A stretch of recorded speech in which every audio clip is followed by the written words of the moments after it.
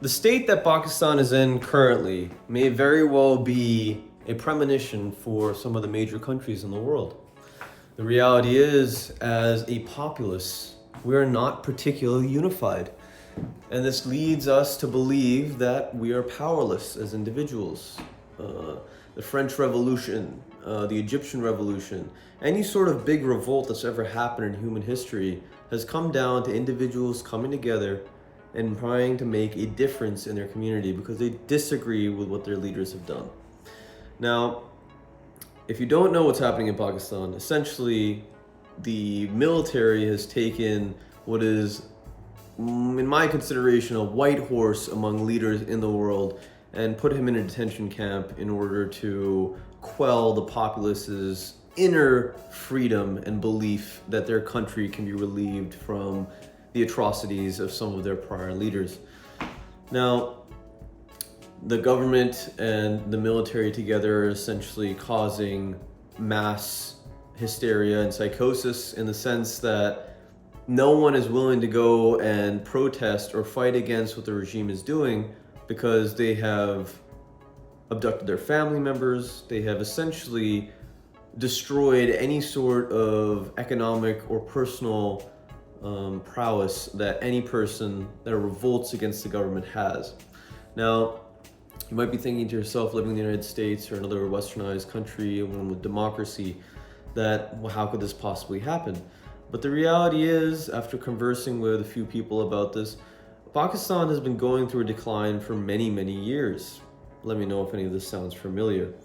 The government essentially has taken away the press's ability to properly document what's going on. They have stifled essentially the progress of certain aspects of the country so that the rich, the elite can get what they need and probably what they want out of things. And more than anything, there is a distrust among people and in their own families. There's this kind of lack of compassionate culture that could very easily mitigate some of the strife, the difficulties that a government militarily based would impose on a populace. Now, in the United States, we're not in a situation currently where we would be taken advantage of in this scenario, but the reality is we can very easily get there. And the reason is because we're starting to forget about our individual prowess. We're starting to forget about our ability to actually manifest change in the things that we believe in. Mainly because if we are somehow outside of a system, somehow saying things that are against or opposed to what the leadership believes, oftentimes we get a target painted on our back. And most people are not willing to get a target painted on their back because that comes with a lot of strife, aka being like Imran Khan, being locked up in a prison and being treated absolutely like shit. Now that's an nth degree, sure, but if you realize any attempts that you've made in your life to try to quell larger systems has probably been stifled quite a bit by the leadership, by either harsh wording or systems in place that prevent you from talking to the people that actually allow you to make that change. Now, this is something difficult to swallow. I understand. But I am making this video to convince you that first of all, this is a thing that is happening. And second of all, we very much have the ability as human beings and the necessary desire to have our freedom, our say matter. We belong in a system where technically our votes matter. But I will tell you that in my belief, beyond a vote, your power in society matters more. The people that you know, the people you can trust, and the resources available to you. Part of the reason that I have started doing this YouTube thing and trying to build up businesses on the side of my main career is because I believe that the most impactful human beings are going to be the ones that have the largest social network, largest presence socially, and also the people that are probably most wealthy, people that actually have a significant amount of money or cash flow in their life. Now, these two things, why do I believe they're important? Well, because I want to make a change in the world. I believe that society is headed towards a compassionless, kind of one-sided, loveless affair, right? That's the nth degree, I suppose. And that is what I'm trying to actively fight against in my life.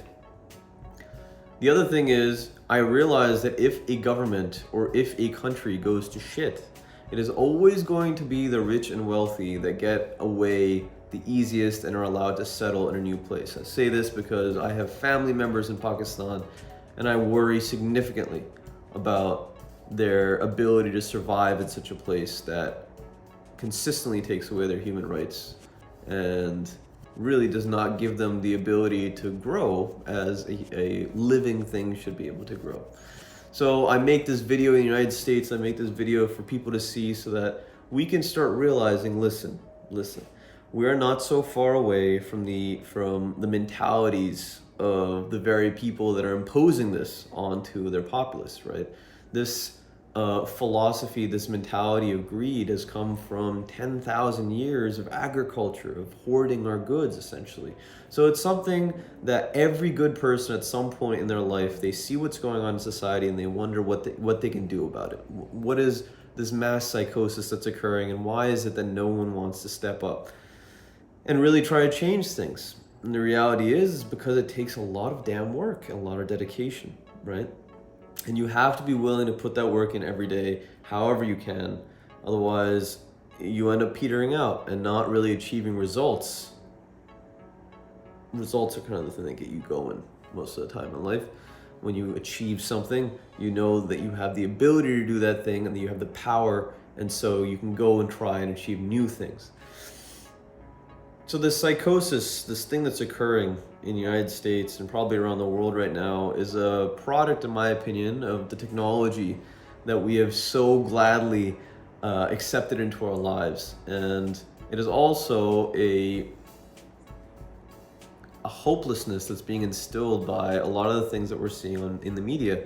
If you think about it, most of the things that we observe and catch our attention are things that are kind of detrimental to society, right? Things that, like in Pakistan, the atrocities that are going on, or someone getting shot, or, it's either that or it's a scandal, right? Something that really doesn't matter at all and it's probably happening all the time. It's just a matter of it's on the media, and so people are discussing it and wasting their time with it. These two things, right? This kind of overreaction to outside stimulus is a result of actually us not knowing what we want to do with our time, what we want to do with our lives, and not having an efficient strategy to approach some of the changes that we want to make in society.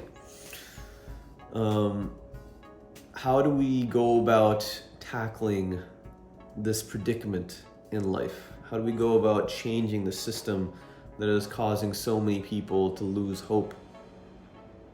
Well, speak out. I've noticed being on social media that a lot of people don't end up sharing the things that they believe are important. And it comes from, I guess, a unwillingness to put yourself out there, a lack of potentially vulnerability, right? I will say this about vulnerability. You should be strong enough in your life that if someone comes and tries to break your position, someone tries to destroy what you've been making, what you've been trying to establish for many, many years by either undermining your sense of self or actually just taking away your physical means to make money and to stay in the society, you need to have the ability to fight back, right? You need to stand your ground, and you need to be able to say, no, listen, you don't get into this space, because if you do, this is the repercussions and you're not going to like them. You need to have this, right? 100% in life. Vulnerability, however, is not somehow opposed to that, right? Allowing people into your life, allowing people into your personal self, not all the way in, but decently far, actually allows you to build more trust with people. It allows you to get more power over time. The more people you touch, the more wealthy you are. Your net worth is your network, right? this vulnerability is established for years and years, and it takes a lot of not really caring too much about what people think or about the pursuits or how far your pursuits are necessarily going to take you, right? This vulnerability is also what I attribute to tremendous strength in kind people. The ability to let people in, the ability to let society's troubles into your brain and really marinate over them, that's a skill that's required to break some of the psychosis that we're going through, that each of us has to tackle in society, to be beaten down and to think that we're somehow not important, or that the little impact that we make is not doing anything, right? If each of us continues to believe this in life, nothing's gonna get done.